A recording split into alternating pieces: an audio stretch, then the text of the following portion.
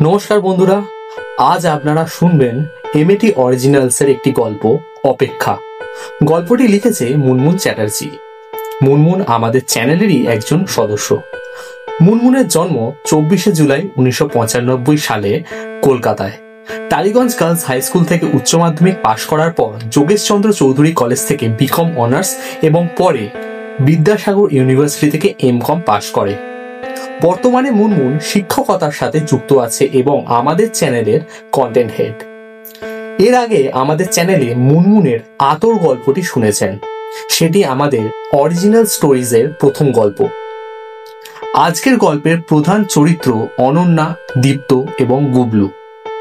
গল্প পাঠে বিশ্বায়ন বন্দ্যোপাধ্যায় এবং অন্যান্য চরিত্রে মেঘলা, সায়ক এবং সায়ন। গল্পের সূত্রধার সায়ক। শুরু হচ্ছে অপেক্ষা।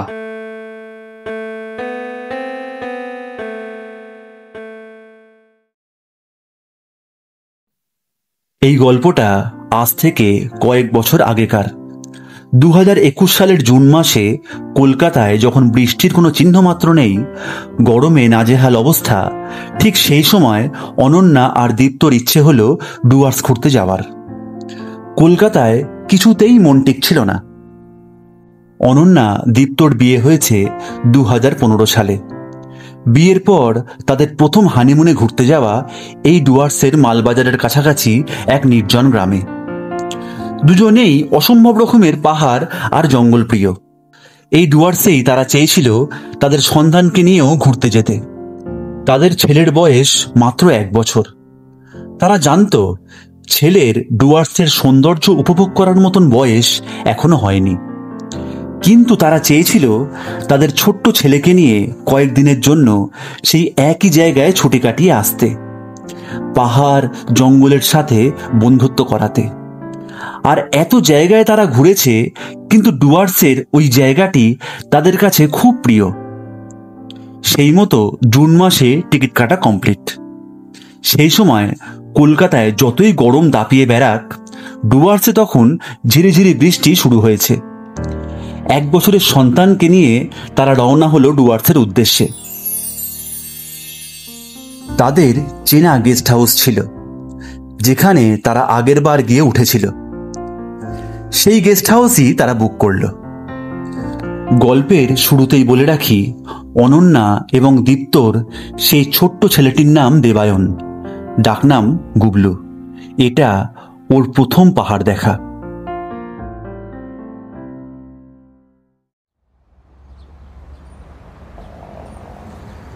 যথারীতি তারা পৌঁছালো ডুয়ার্স। পৌঁছে তারা দেখতে পেল বৃষ্টিতে প্রায় আধভেজা হয়ে রয়েছে পাহাড়ি রাস্তা। চারিদিকে পাহাড় জঙ্গল আর বৃষ্টিতে আলাদাই সৌন্দর্য ফুটে উঠেছে।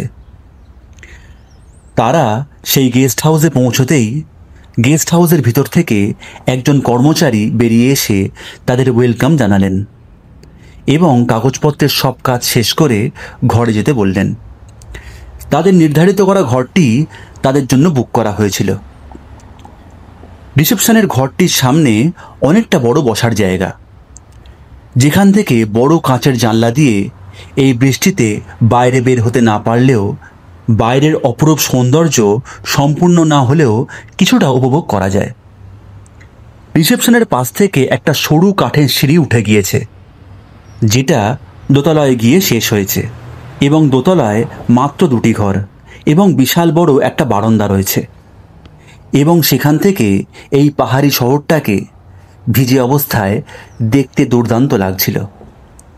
তাদের ছেলে যতই ছোট হোক, তাও সে ডুয়ার্স গিয়ে খুব খুশি। সেটা অনন্যা আর দীপ্ত ভালোই বুঝতে পারছিল। তারা পৌঁছেছিল প্রায় দুপুরের পর। আস্তে আস্তে বিকেল গড়িয়ে এলো। পাহাড়ি এলাকায় বিকেলের পর বর্ষাকালে রাস্তায় বের হওয়াটা খুব একটা নিরাপদ নয়, এবং চারিদিকে অন্ধকারে ঠিকমতো কিছুই দেখা যায় না। যেখানে তাদের গেস্ট হাউসটা ছিল সেটা পাহাড়ে ঘেরা, সেখানে চারিদিকটা প্রায় অন্ধকারে ঢেকেই গিয়েছিল। এমন সময় তাদের ঘরে সন্ধ্যের চা এবং জলখাবার নিয়ে চলে এলো একজন বয়স্ক ব্যক্তি। ইনি নির্ধারিত সমস্ত মানুষের দেখাশোনার দায়িত্ব রয়েছেন। যাবার সময় জিজ্ঞেস করলেন, স্যার, আর কিছু লাগবে? না না, ঠিক আছে, লাগলে অবশ্যই বলবো।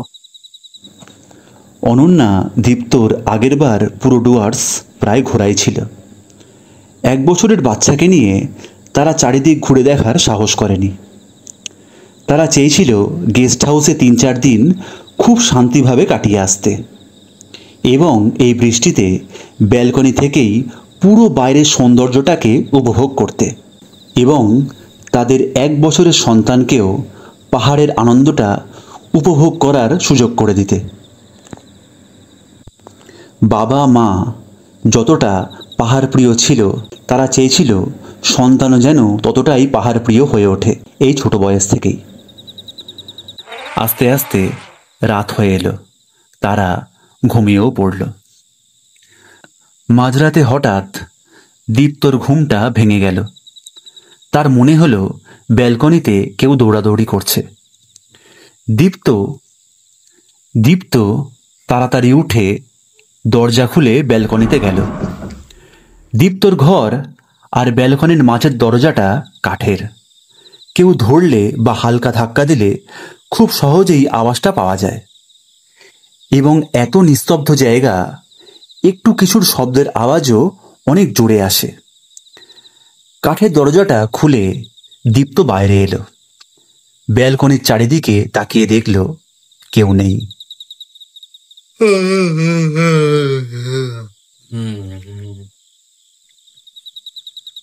পাহাড়ি এলাকা, কোনো পাখিটা কি কিছু একটা এসছিল হয়তো। দীপ্ত ঘরে ঘুমোতে চলে গেল। আরেকটু রাত ঘনিয়ে এলো, চারিদিক শুনশান। দীপ্তর ঘুম আসছে না। চারিদিকে শুধু বৃষ্টির শব্দ, সাথে বিদ্যুৎ চমকাচ্ছে এত জোরে যেন ঘর কেঁপে উঠছে, আর সেই আলো মাঝে মাঝে ঘরটাকে আলোকিত করে তুলছে। এমন সময় দীপ্তর চোখ পড়ল তাদের ঘরের জানলায়। অনেকক্ষণ তাকিয়ে থেকে দীপ্ত বুঝতে পারল কোনো একটি শিশুর হাত জানলার কাঁচের উপর বৃষ্টির ঝাপটা এসে পড়েছে, তাতে খালি হাত বোলাচ্ছে। বৃষ্টির জলে ভেজা জানলা আরো ঝাপসা হয়ে আসছে। দীপ্ত তাড়াতাড়ি বিছানা ছেড়ে উঠে জানলার কাছে গিয়ে স্লাইডারটা টানতেই কাউকে দেখতে পেল না। সে ভাবল গেস্ট হাউসের আরেকটি ঘর রয়েছে, হয়তো সেখানে কেউ এসেছে, কোনো বাচ্চা হয়তো মজা করছে, বা হয়তো ওই গেস্ট হাউসে যারা কাজ করে তাদেরই কোনো বাচ্চা হবে। বিষয়টিকে গুরুত্ব না দিয়ে চুপচাপ শুয়ে পড়ল। সারা রাত ধরে ব্যালকনি থেকে ধূপ ধাপ নানা রকমের দৌড়ানো লাফালাফির শব্দ পাওয়া গেল, কিন্তু দীপ্ত আর সেদিকে মন দিল না। আস্তে আস্তে দীপ্ত ঘুমিয়ে পড়ল। হঠাৎ ঘুমটা ভাঙতেই তার মনে হলো কেউ যেন তাদের দরজার সামনে এসে হালকা হাতে দরজা ধাক্কা দিচ্ছে আর খিলখিল করে হাসছে। হাসিটা একটা বাচ্চার। এবার দীপ্ত অধৈর্য হয়ে উঠে বাইরে দেখতে গেল। দরজাটা খুলতেই সে কাউকে আর দেখতে পেল না।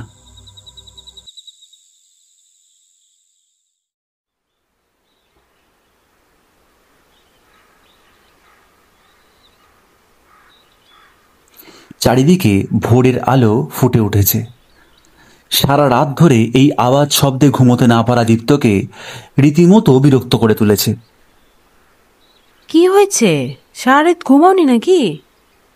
কি করে ঘুমাবো, এমনি জঙ্গল, তার মধ্যে চারদিকে ফাঁকা। সারা রাত ধূপ ধাপ কি সব শব্দ হচ্ছে, মনে হচ্ছে কোনো বাচ্চা হাঁটছে। এখানে যদি কোনো বাচ্চা এসেও থাকে, সে বারান্দায় খেলা করে, তাহলে সেটাও সারা রাত ধরে খেলবে? নির্জন জায়গা, হয়তো পাশের ঘরে কোনো ট্যুরিস্ট এসছে, বাচ্চা আছে সাথে, সেই ঘরে হয়তো হুটুপাটি করছে, তোমার মনে হয়েছে সে ব্যালকনিতে করছে। এমনিতে বাচ্চারা রাতে জেগে থাকে বেশিরভাগ সময়, আশ্চর্য কিছু নেই। রিসেপশনে জিজ্ঞেস করলেই জানতে পারবো। ঠিক আছে, যেও বাবা, আগে যাও, ফ্রেশটা হয়ে নাও তো। ততক্ষণে তাদের বাচ্চা ছেলে গুবলু উঠে গিয়েছে। তারা ফ্রেশ হয়ে সকালে ব্রেকফাস্ট সেরে নিল। ইচ্ছা ছিল আশপাশটা ঘুরে দেখবে, কিন্তু বৃষ্টির যা অবস্থা তাতে তাদের বেরোনো সম্ভব হলো না। এক ফাঁকে তাড়াতাড়ি করে কাঠের সিঁড়ে দিয়ে দীপ্ত রিসেপশনের দিকে গেল।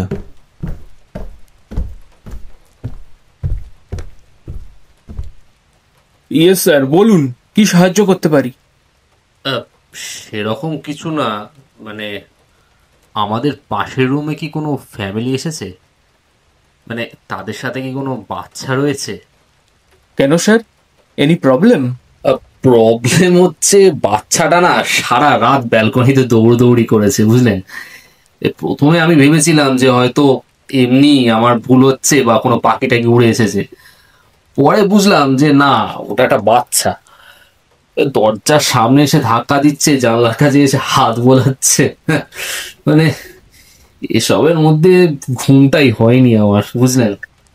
না স্যার, আপনাদের পাশের রুমে কেউই নেই, ওটা তো বন্ধ করা রয়েছে, ওটা আমরা কাউকে ভাড়া দিই না।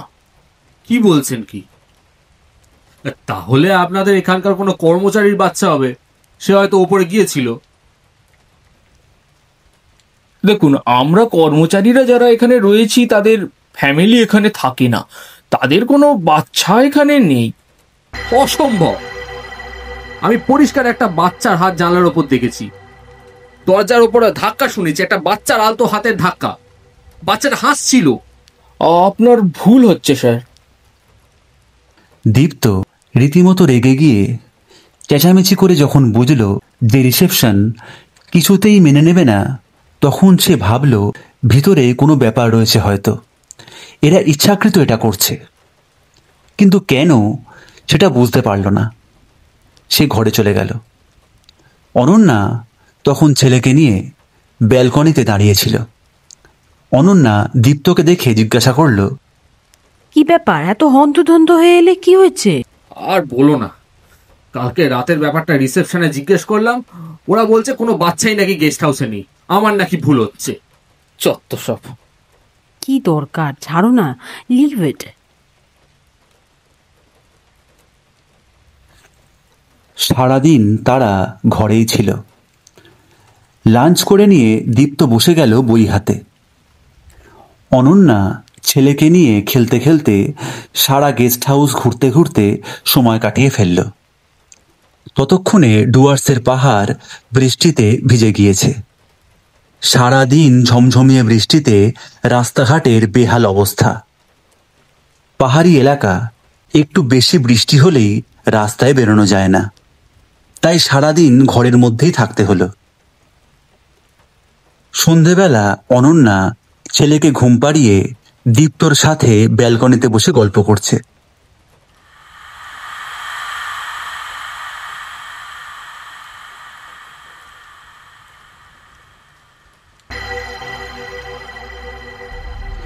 এমন সময় তারা ঘর থেকে একটা ফিস ফিস করা শব্দ পেল, একটা বাচ্চার শব্দ। দীপ্ত চেয়ার থেকে উঠে ঘরে গেল, গিয়ে দেখল গুবলু বসে রয়েছে এবং খুব হাসছে। দেখে মনে হচ্ছে তার সামনে কেউ বসে তাকে হাসাচ্ছে। দীপ্ত বেশ কয়েকবার ছেলেকে ডাকলেও ছেলে ঘুরে তাকালো না। দীপ্ত তৎক্ষণাৎ অনন্যাকে ডাকলো। এই অনন্যা, এদিকে একবার শোনো। কি হয়েছে, গুবলু উঠে গেছে নাকি? অনন্যা এসে দেখল গুবলু খুব হাসছে এবং হাত পা নাড়িয়ে কিছু বলার চেষ্টা করছে। গুবলুর বয়স সবে 1। তার পক্ষে এখনো পরিষ্কার কথা বলা সম্ভব নয়। কখনো কখনো শুধু মা বাবা বলে ফেলে। গুবলু সোনা, বাবাই দিকে আসো। গুবলু সাথে সাথেই মায়ের কোলে এসে উঠল।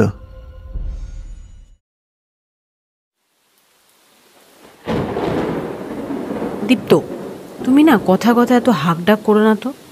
আরে কিছুই হয়নি, বাচ্চাদের ছোটবেলায় এরকম সাইকোলজিক্যাল অনেক কিছু হয়। ওরা একা একা হাসে, কখনো একা একা কাঁদে। হ্যাঁ, ওই আর কি, ওরকম ভাবে হাসছে তাই মানে তোমাকে ডাকলাম।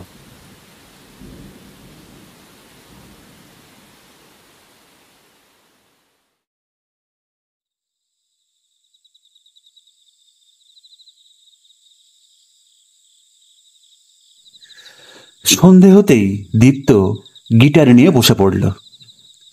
সুর, গান, সাথে কফি আর কিছু জলখাবার।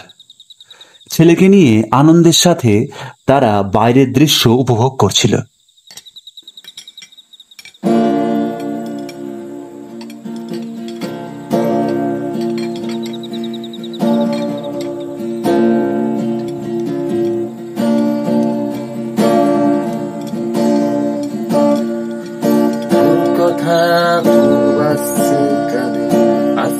কথা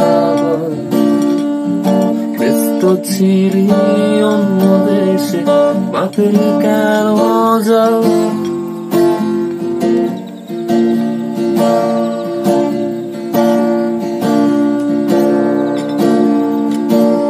তোর কথা খুব আসছে কানে, আস্তে কথা বল। ব্যস্ত ছিলি অন্য দেশে, বাতিল কেন যাও? তোর হাসি পড়ছে মনে, আসলে কেন বল? হাসির দমক লাগছে গায়ে, আমার চোখে আমি তোর করে আশায় ঘরময় রং মাখিয়ে যাই। তুই সময় পেলে আমার কথা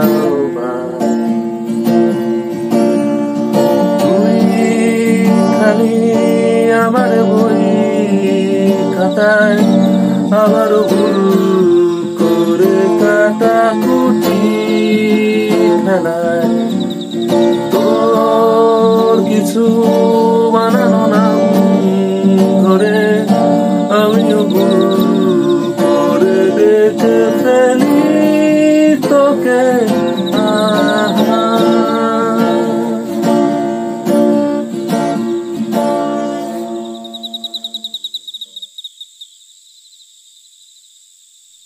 এমন সময় তাদের ঘর থেকে কিছু শব্দ পাওয়া গেল। না, এই শব্দ সাধারণ না, একটা বাচ্চার কান্নার আওয়াজ। একটা বাচ্চা জোরে জোরে কাঁদছে, কিন্তু ওই পুরো গেস্ট হাউসে বাচ্চা একটাই, সেও তার মায়ের কোলে বসে খেলছে। তাহলে ওই কান্নার আওয়াজটা কার? দীপ্তর ভয়ে সারা গা হাত পা ঠান্ডা হয়ে গেল। দেখেছো বাচ্চা কান্নার আওয়াজ? বলছি এখানে কিছু একটা অসুবিধা রয়েছে। হ্যাঁ ঠিক তো, এই একবার ভেতরে কি দেখি তো। দীপ্ত অনন্যা গুবলুকে কোলে নিয়ে ঘরের ভিতরে গেল।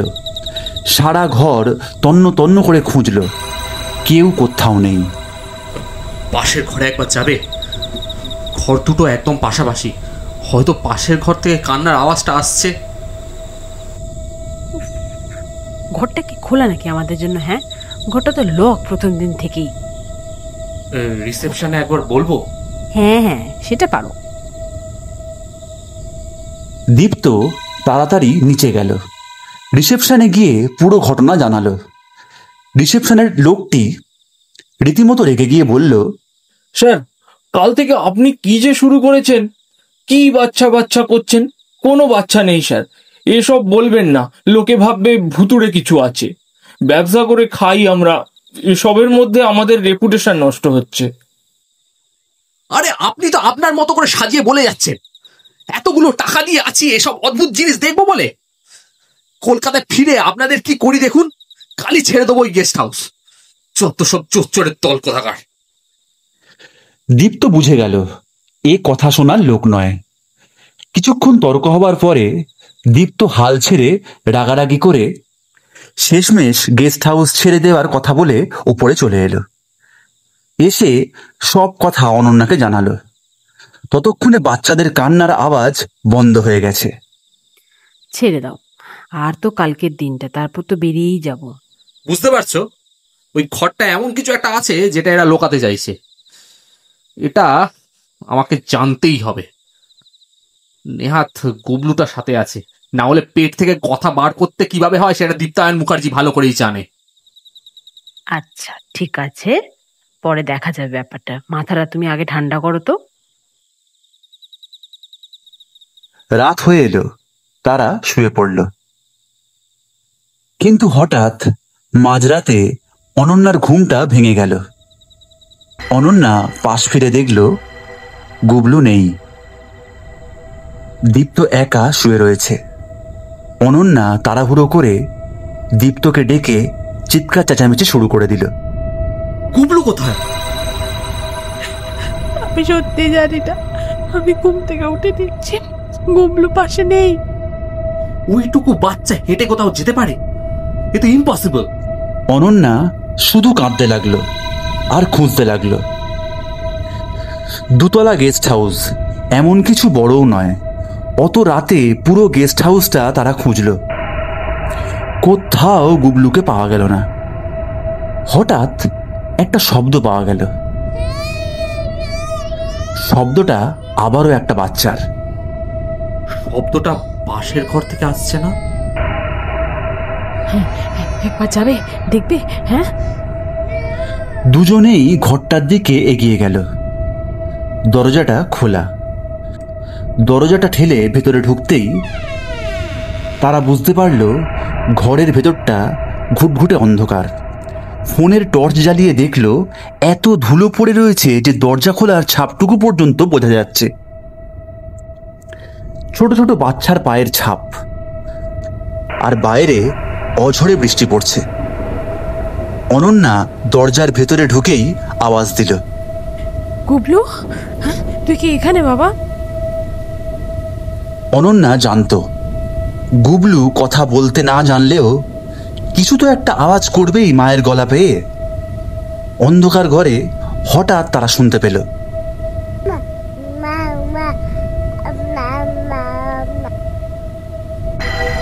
অনন্যার সারা শরীর ঠান্ডা হয়ে গেল।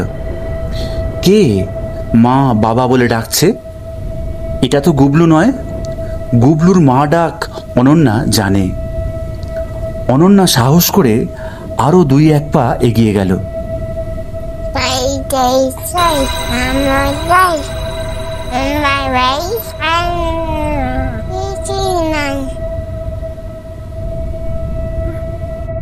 কে তুমি?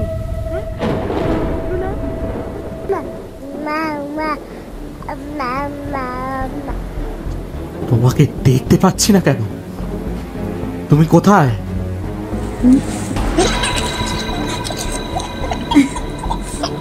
বাচ্চাটি হাসতে শুরু করলো। তার খিলখিল হাসিতে সারা ঘরটায় আনন্দ না অজানা এক ভয়ের সৃষ্টি হলো। দীপ্তর সারা শরীর কেঁপে উঠল। অনন্যা কাঁদতে কাঁদতে মাটিতে বসে পড়ল। প্লিজ বলো আমার গুবলু কোথায়, কি হয়েছে বলো আমাকে। অনন্যা দীপ্ত বুঝতে পারছিল এটা কোনো সাধারণ ঘটনা নয়। এই বাচ্চাটি কোনো সাধারণ বাচ্চা নয়। কিছুক্ষণ পর অনন্যা বুঝতে পারল তার পিছন দিকে ওড়না ধরে কেউ টানছে। পিছন ফিরে অনন্যা দেখল গুবলু বসে। অনন্যা গুবলুকে কোলে করে নিয়ে জড়িয়ে ধরল, কাঁদতে শুরু করলো। দীপ্ত, এই তো আমাদের গুবলু। দীপ্ত তাড়াতাড়ি গুবলুকে কোলে করে নিয়ে আদর করতে শুরু করলো। বাইরে ঝমঝমিয়ে বৃষ্টি, সারা ঘর অন্ধকার। ঘরের মধ্যে হালকা একটা আলো, আর সাথে একটা বাচ্চার হাসির আওয়াজ। এক রহস্যময় হাড় হিম করা পরিস্থিতির সম্মুখীন অনন্যা, দীপ্ত, সাথে ছোট্ট গুবলু। এক রহস্যময় হাড় হিম করা পরিস্থিতির সম্মুখীন অনন্যা, দীপ্ত, সাথে ছোট্ট গুবলু। চলো তাড়াতাড়ি ঘর থেকে বেরিয়ে চলো। তারা ঘর থেকে বেরোতে যাবে, সাথে সাথে দরজাটা বন্ধ হয়ে গেল। হঠাৎ একটা বাজ পড়ার শব্দ হলো। সাথে সাথে অনন্যা দীপ্ত দেখল সারা ঘর আলোয় ভরে গিয়েছে। সেই আলোতে তারা একটা ছোট্ট শিশুকে দেখতে পেল। কতই বা বয়স, 1.5 কি 2 হবে। কি মিষ্টি মুখটা! বাচ্চাটি তাদের দিকে অপলক দৃষ্টিতে তাকিয়ে মুচকি মুচকি হাসছে আর বলছে, মা মা মা মা।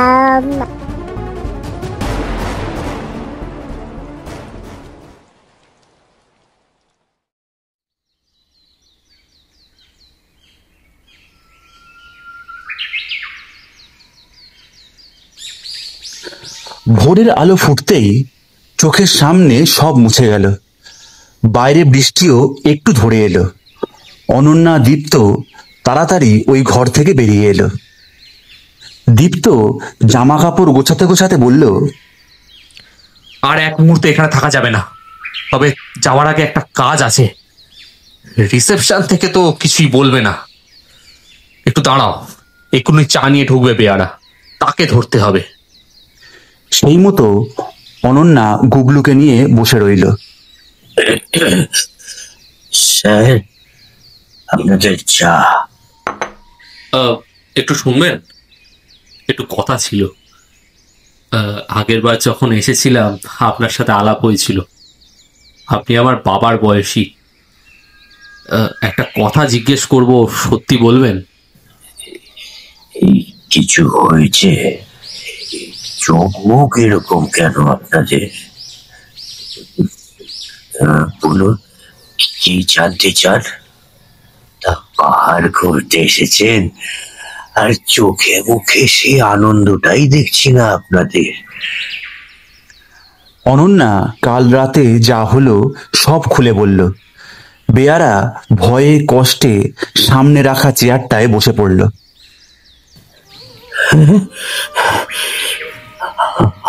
আপনারা তাকে দেখেছেন? কাকে দেখেছি?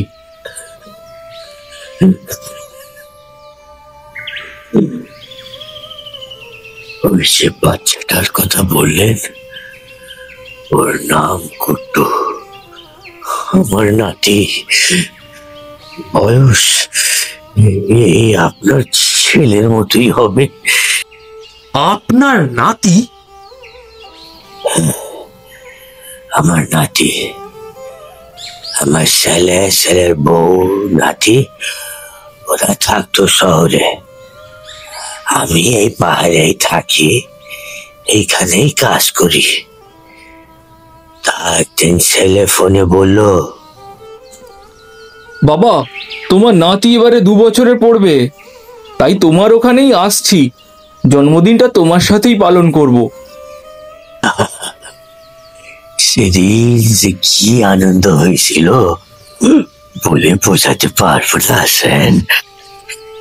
ওরা যেদিন এসেছিল, আমি রিসেপশনে থেকে কথা বলে ঠিক মতন টাকা পয়সা দিয়ে আপনাদের পাশের ঘরটাই বুক করেছিলাম।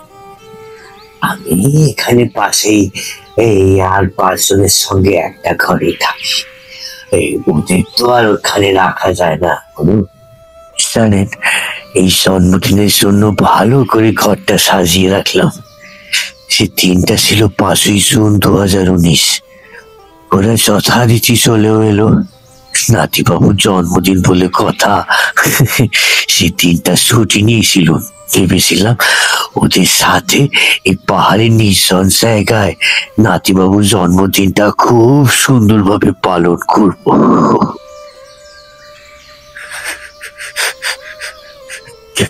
কিন্তু সবই আমার কপাল স্যার।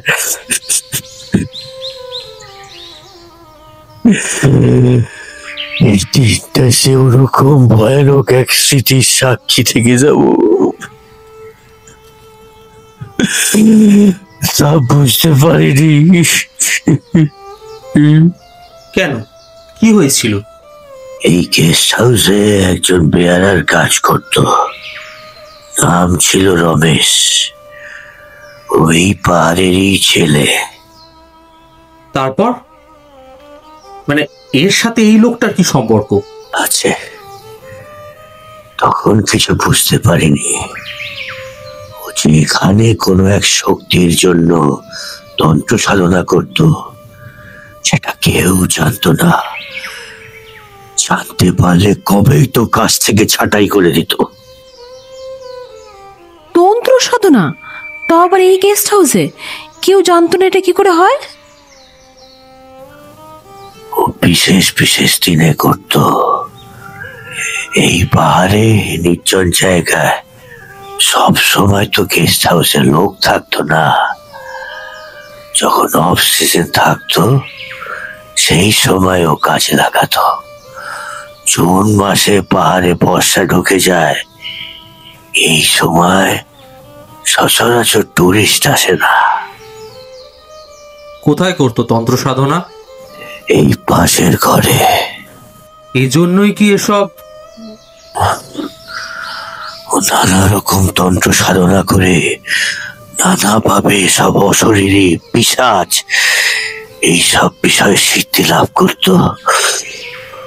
ওর মুখে শুনেছিলাম ওর মূল লক্ষ্য ছিল নানা রকম পিশাচ সাধনায় কার্য সিদ্ধি করা। ওনাকে দেখে কোনোদিনও বুঝতে পারেননি? মানে যারা এসব করে তাদের তো দেখে কিছুটা বোঝা যায়। একটু না। ও যখন ধরা পড়ে তখন ওকে যে বেশভূষায় দেখেছিলাম, অন্য সময় ও একদম সেভাবে থাকতো না। একটা সাধারণ বোকা শান্ত ভদ্র পাহাড়ি ছেলে। তারপর তারপর আমি ছেলেকে নিয়ে কি কাঁদতে গিয়েছিলাম। ফিরে আসতেই বৌমা কাঁদতে কাঁদতে বলল গুড্ডুকে পাওয়া যাচ্ছে না। শুনে আমরা পাগলের মতো চারিদিকে খুঁজতে লাগলাম, কোথাও পেলাম না। এই খুঁজতে খুঁজতে যখন আমাদের পাগলের মতো অবস্থা, তখন হঠাৎ জোরে জোরে মন্ত্রপাঠের আওয়াজ পেলাম। বুঝলাম পাশের ঘর থেকে আওয়াজটা আসছে। ছুটে গেলাম আমরা। তখন টুরিস্ট ছিল না, তাই কর্মচারীরাও সব ছুটিতে। গেস্ট এলে খবর পাঠানো হয়, এই তখন আমরা চলে আসি। আর মালিক তো এখানে আসেন বছরে একবার। গেস্ট হাউসের কেয়ারটেকার দাদা শুধু নিচে থাকেন। ওনাকে জানানোর পর উনি গেস্ট হাউসের আশেপাশে খুঁজতে গেছিলেন।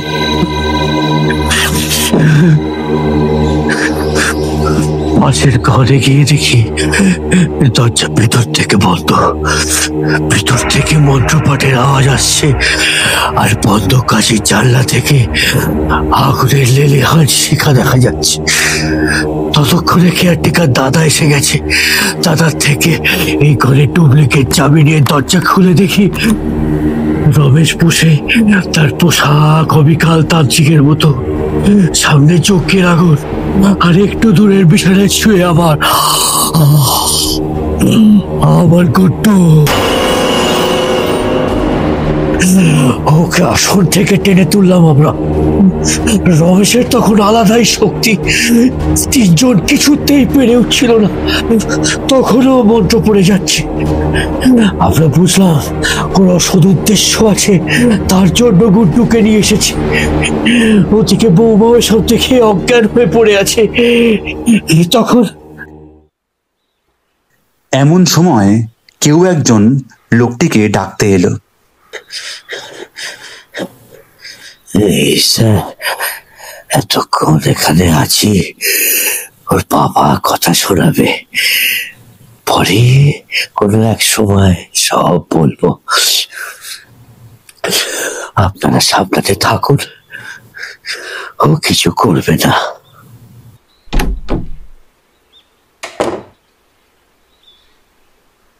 এত শুনে কাজ নেই, চলো চলে যাই। ছেলেটা আমাদের সাথে আছে, তাই বলছি, ভালো কথা বলছি, শোনো, রিস্ক নিয়ে লাভ নেই। কথাটা না লাভ লোকসানের নয়। আমি একটা মা। এই বাচ্চাটা কেমন মা মা করছিল, হ্যাঁ, হয়তো আমাদের কিছু বলতে চায়, এভাবে পালায় কি করে? বাচ্চাটা জীবিত নয় এটুকু নিশ্চয়ই বুঝেছো। আর আমার ছেলেটা এখনো বেঁচে আছে। মা হয়ে কি চাও ওর অবস্থাও একই হোক? না, আমি চাই আমার গুবলু আমাদের সাথে সুস্থভাবে বাড়ি ফিরে যাক আর গুড্ডুর আত্মা শান্তি পাক। যা ইচ্ছে করো। দিনটা এইভাবে দুশ্চিন্তায় কেটে গেল। পরের দিন বেয়ারা এসে একটা কাগজ দিয়ে গেলেন। কাগজে লেখা, বিকেল 5টায় গেস্ট হাউসের পেছনের দিকে আসুন, এখানে সব বলা সম্ভব নয়। দীপ্ত অনন্যা গুবলুকে নিয়ে পৌঁছে গেল। স্যার একটু দেরি হয়ে গেল। দীপ্ত বিরক্তি নিয়ে অনন্যার দিকে তাকালো। গুবলুকে কোলে নিয়ে একটু দূরে গিয়ে বসলো। বৃষ্টির একদমই দেখা নেই সেদিন। আচ্ছা, আপনি বলুন তারপরে কি হলো? তারপর আমার গুড্ডু তখন উঠে গেছে। এইসব কিছু থেকে কেঁদে উঠলো। আমি কোলে নিতে যাব আর রমেশ তক্ষুনি ওকে কেড়ে নিয়ে দরজায় সোজা ব্যালকনিতে চলে গেল। আর তাকে দেখে সাথে সাথে আমরাও বেরিয়ে গেলাম। আমার সাধনার মাঝপথে মাথা দিয়ে ঠিক করনি খুঁড়ো, একদম ঠিক করনি। রমেশ, ওকে দিয়ে দে, তারপর যা পারিস কর।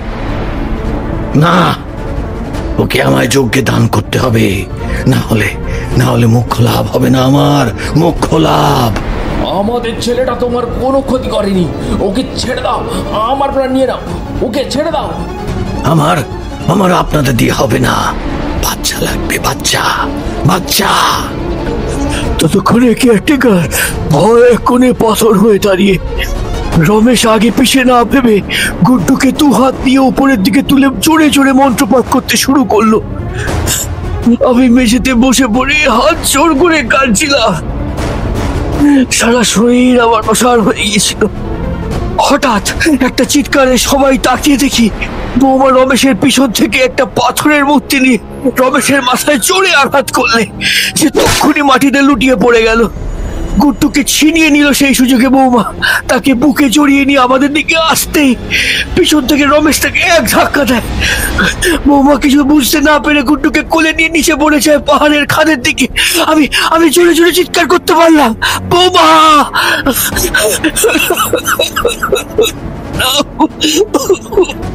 আমি গুড্ডুকে রক্ষা করতে পারলাম না, পারিনি তাকে রক্ষা করতে।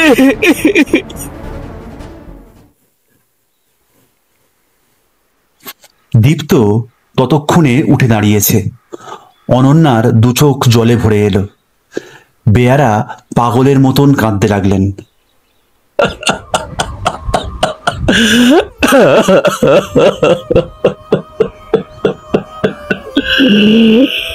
আমার ছেলেটাও এই সুখ নিতে না পেরে চলে গেল সারা জীবনের মতো।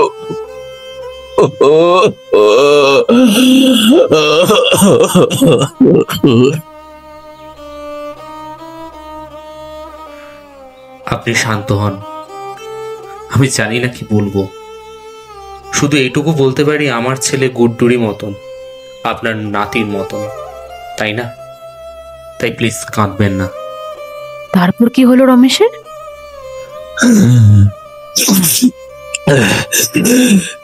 কেয়ারটেকার লোকজনকে ডেকে কে মারতে মারতে পুলিশে দিল। আজও জেলে পড়ছে ওই শয়তানটা। তাহলে এসব হচ্ছে কেন? আমি বলছি, গুড্ডু অপেক্ষায় আছে রমেশের ফেরার। ওকে মেরে গুড্ডুর আত্মা শান্তি পাবে। বাচ্চা তো স্যার, আপনার ছেলেকে দেখে ও খেলার সাথী পেয়েছি, তাই এসব। আমি শুনেছি এই গেস্ট হাউসে বাচ্চা এলে নাকি আরো একটি বাচ্চার উপস্থিতির টের পাওয়া যায়। অনেক দেখেছি, শুনি আর ভাবি আমার নাতিটাকে একবার যদি দেখতে পেতাম। হ্যাঁ, চলো যাওয়া যাক। এই নিন আমাদের ঠিকানা আর ফোন নাম্বার, দরকার হলে যোগাযোগ করবেন। ব্যাগপত্র নিয়ে দীপ্ত বেরিয়ে এলো। গাড়ি দাঁড়িয়ে, কলকাতায় ফিরতে হবে। অনন্যা গুবলুকে নিয়ে গেস্ট হাউস থেকে বেরিয়ে এলো। দেখলো গুবলু গেস্ট হাউসের দোতলার সামনে ব্যালকনির দিকে তাকিয়ে হাসছে, হাত নাড়াচ্ছে।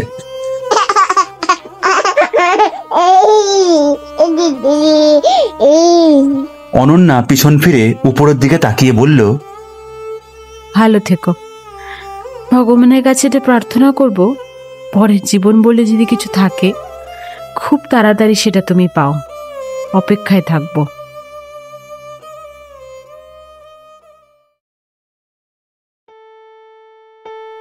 শুনলেন অপেক্ষা, রচনা মুনমুন চ্যাটার্জি, গল্পের কথক বিশ্বায়ন বন্দ্যোপাধ্যায়। অনন্যার চরিত্রে মেঘলা, দীপ্তর চরিত্রে সায়ক, বৃদ্ধ বেয়ারার চরিত্রে সায়ন, বেয়ারার ছেলে এবং রিসেপশনিস্টের চরিত্রে দীপ্তদীপ, রমেশ তান্ত্রিকের চরিত্রে রাজ চট্টোপাধ্যায় এবং গুবলু ও গুড্ডুর চরিত্রে প্রথমবার অভিনয় করেছে ছোট্ট মাস্টার টিনটিন। পোস্টার ডিজাইন ও আবহ সঙ্গীত করেছে ভঞ্জ সার্ট। গল্পের শ্রুতিরূপ এবং সম্পাদনা করেছে সায়ক। মজলিসি আড্ডার ঠেক টিনটিনের অভিভাবকের কাছে একান্ত কৃতজ্ঞ আমাদের পাশে থাকার জন্য। তো কেমন লাগলো আজকের গল্প জানাতে ভুলবেন না আমাদের কমেন্ট সেকশনে। পরের সপ্তাহে আরও একটি নতুন গল্প নিয়ে আসবে মজলিসি আড্ডার ঠেক। ততক্ষণের জন্য হাসতে থাকুন, রোমাঞ্চিত হতে থাকুন এবং সুস্থ থাকুন।